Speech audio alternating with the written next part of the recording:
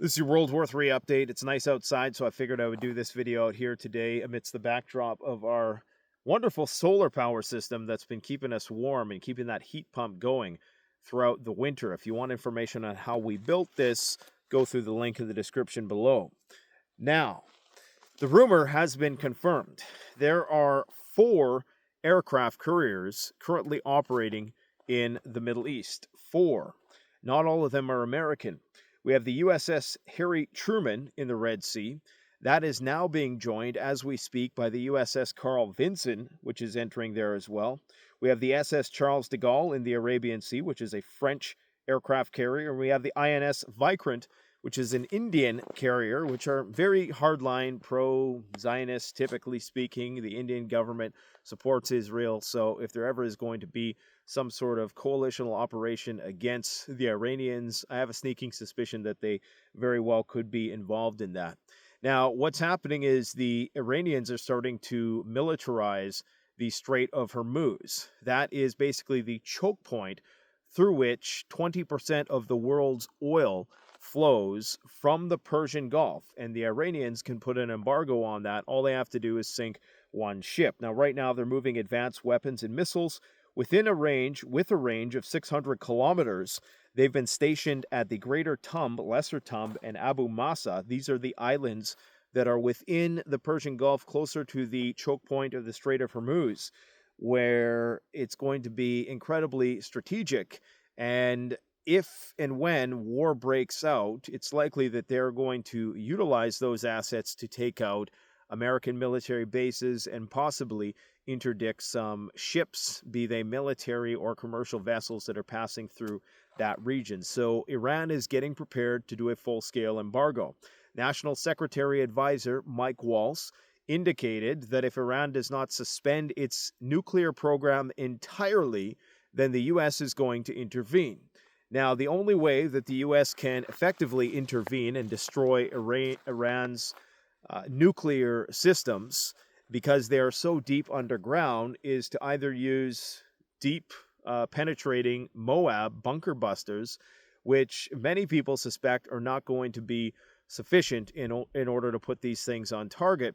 So they'll likely have to use nuclear weapons. Now, if the United States pursues this course of action, you can almost guarantee that the existing Iranian theocratic regime will indeed pursue nuclear weapons. So it's kind of a catch-22. You're damned if you do and you're damned if you don't. I'm not sure exactly what the motivations are for this, but we do know that indeed they want to make sure that the Iranians don't have access to a nuclear weapon, because I guess they're of the belief that as soon as Iran gets a nuke, they're instantly going to commit existential self-deletion and start shooting it at the Israelis, which would make no sense whatsoever. Of course, what the United States and Israel has done is attrited the vast proxy network, which spans from the Houthis all the way to the Gaza Strip, to Lebanon and Syria, and they've been systematically eroding Iranian proxy capabilities in this respect, and now they're about to go to the heart of the matter. Israel is already also preparing to annex Gazan territory as well, and they're going to use that as a bargaining chip, they claim, to get the remainder of the hostages. We also have a noticeable increase in tanker deployments across the Pacific. Okay, this might indicate preparations for an upcoming long-range bomber deployment.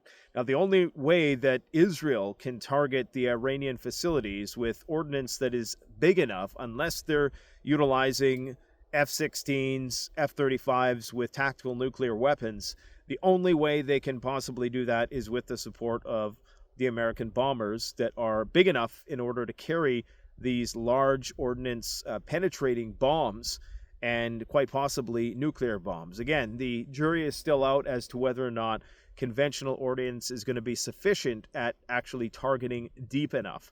On paper, if you take the most conservative estimates of the depth that these Iranian facilities are operating at, then it should be theoretically possible. However, we don't know the extent of the subterranean facilities, so you might bomb one part of the facility and it's not the critical part of the facility. You might entomb part of the facility, but, could it still operate? Could it be dug out? Are there alternate entrance ways? And so it's going to be a radiological incident either way, because if you do attack these facilities, that's going to create radiological contamination in Iran as well. So it will be a nuclear incident.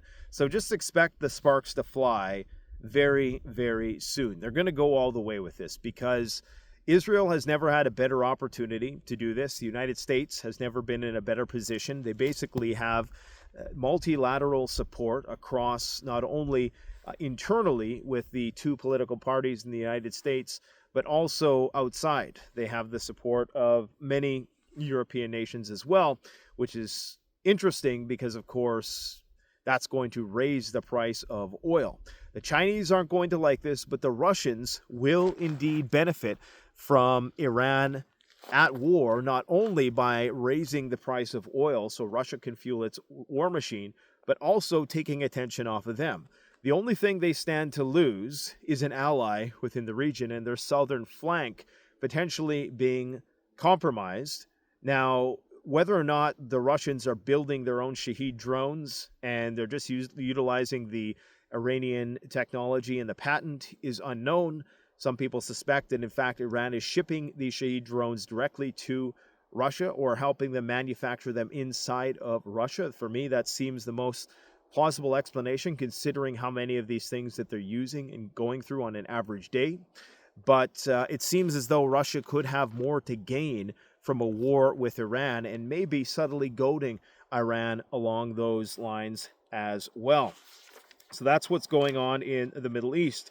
Now, in terms of what else is going on all over the map, Lithuania, experts believe that Russia's attack on Lithuania is possible as early as this fall, and this could be their last peaceful summer, according to the German publication Bild.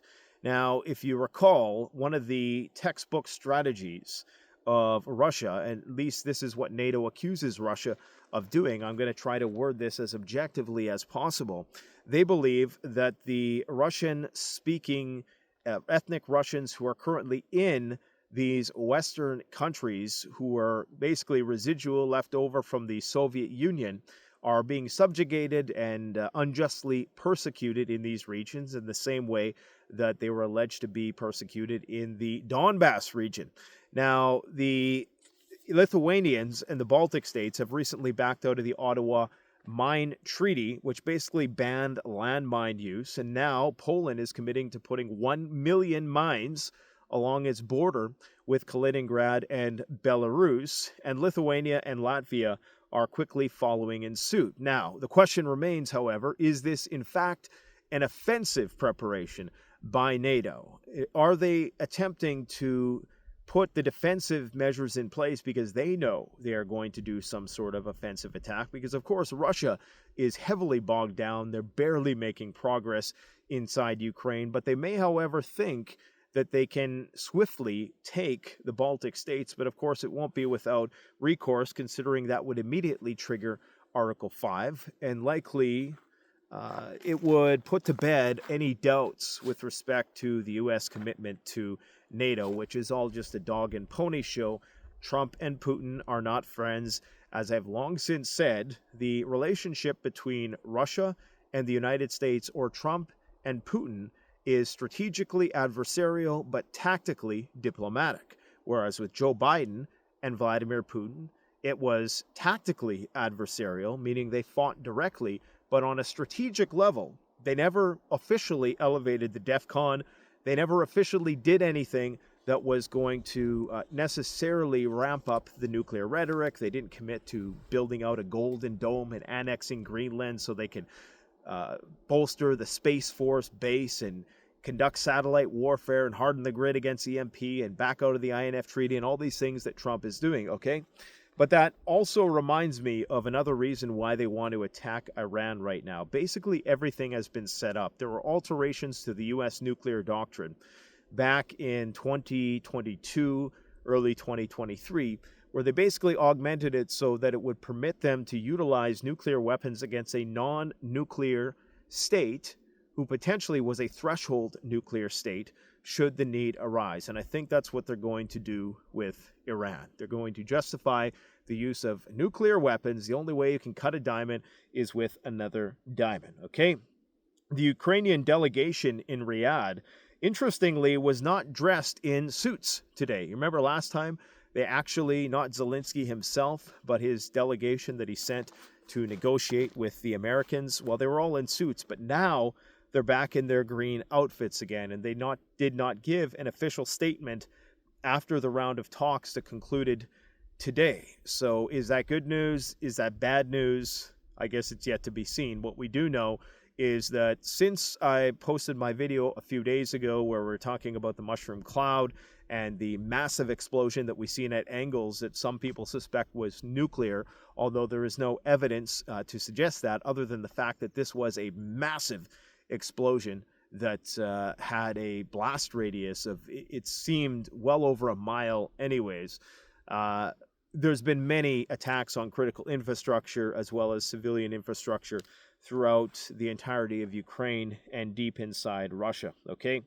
So Engels Airfield is confirmed to have one of its receptacles, one of its weapons depots completely destroyed. I mean, flattened, okay, by whatever sort of ordnance they were using.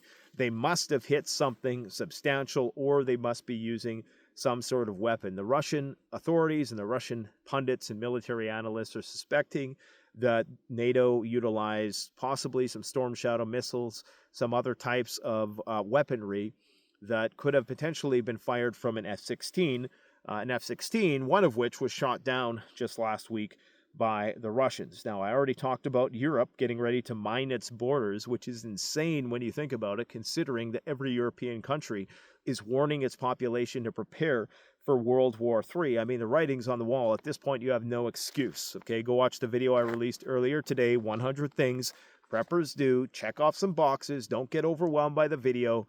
That video is probably, what now? Geez, I'm getting old. 12 years in the making that I've been at this preparedness thing, and I still got a long way to go. But you got to start somewhere, okay? Now, Russia, as yours truly predicted, has rejected U.S. controlling of the nuclear plants. Obviously, the Russians were never going to agree to the United States controlling nuclear power plants on their borders. The fact that that was a conversation that was even dignified by very well-respected pundits is just laughable to me. We have Ukraine allegedly, according to the SBU intelligence chief, the Ukrainian intelligence chief. Now, this is actually according to Arestovich. He's speaking on behalf of Budanov. They proposed to the presidential office a plan to blow up all Ukrainian nuclear power plants in the event that a deal could not be struck, one that was in their interest. So this is what I'm talking about. Okay, there are so many different conflicting forces at work, which will absolutely sabotage and burn the boats and go scorched earth on themselves and commit the most heinous of false flags if need be. Now, this is Arestovich. He's a Ukrainian politician. I'm sure he would love nothing more than to get his hands on some power inside Ukraine, possibly being groomed by the Russians to be a potential puppet government there. But so, take it with a big grain of salt. But again, if it's not extremist forces within Ukraine, it's definitely going to be interests outside Ukraine and European interests as well. The UK is threatening Russia with total nuclear annihilation. One Trident submarine has the ability to incinerate 40 Russian cities very quickly. That is a lot of food for thought for Putin, and that should make any world leader fearful. This is what a UK general recently told The Telegraph. So the UK is flexing its nuclear muscle, if you can call it that, against the Russians, okay? I'm not sure if they remember how small of a country they are and how few Sarmat missiles it would take to make it into a radiological hellscape. We also have a shadow war happening once again. The statistics are out, and the UK is blaming Russia for the Heathrow airport fire. This is from as reputable as it gets mainstream media source, The Telegraph, who claims that Russia, in some way, shape, or form, sabotaged the Heathrow airport And that is what caused that fire that happened there the other day.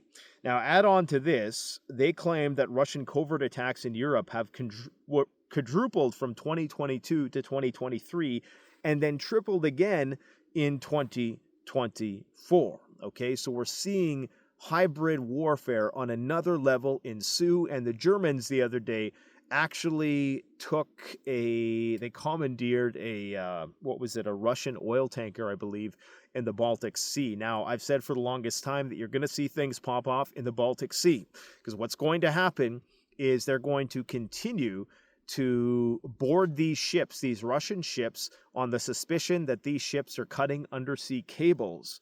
And in doing that, that's going to prompt the Russian to have armed escorts. There's going to be some sort of altercation, some exchange of fire. It's going to happen. Mark my words, okay?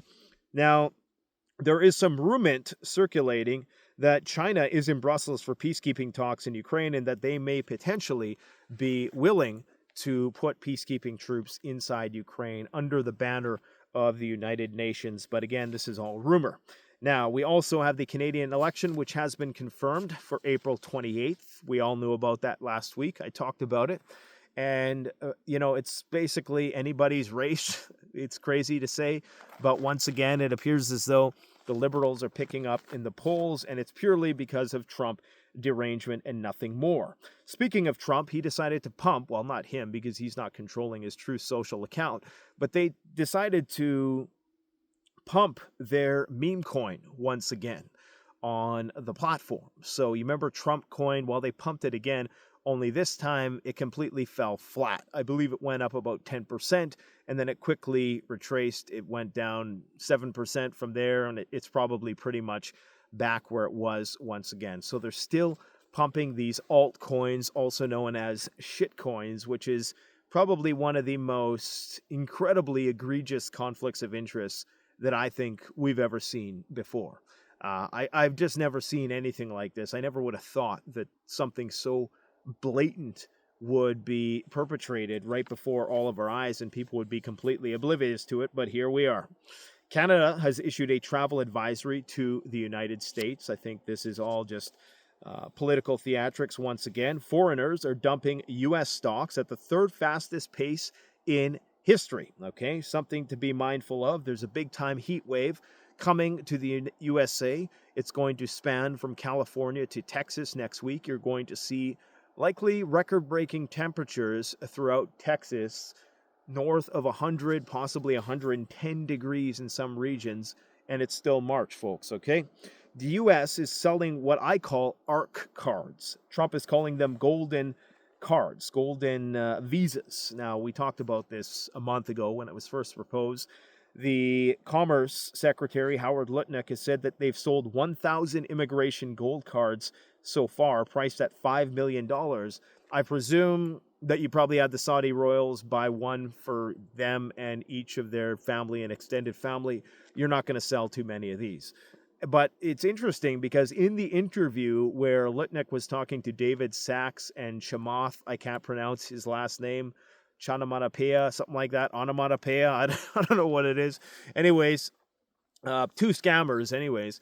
They were talking about how if war was to break out somewhere and you wanted to take your rich family and you wanted to seek refuge in the United States, you could buy this golden credit card. So you see how they're marketing this as when World War III comes, don't worry, we're separated by two oceans. We've repatriated all the gold. You can come back here and you can live on the ark with us, presuming, of course, that they're going to be immune from the great fallout. Okay. Now, the Great Chinese Wall. This is interesting. I'm going to do a dedicated video on this, but there's a 3,100-mile network of tunnels is said to be home to the Chinese Army's secretive strategic missile unit in charge of maintaining and launching President Xi Jinping's ICBMs. Much of the Dongfang missiles, which is the name for their ICBMs, are hidden at least 330 feet below China's mountains in the tunnels that make up the country's so-called underground Great Wall, 3,100 miles, okay?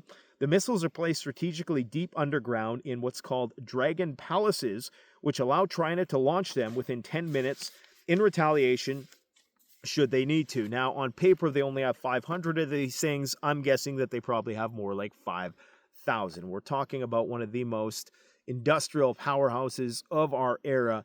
China can produce nuclear weapons far faster than Western intelligence might believe. China is also getting ready for mesh space warfare.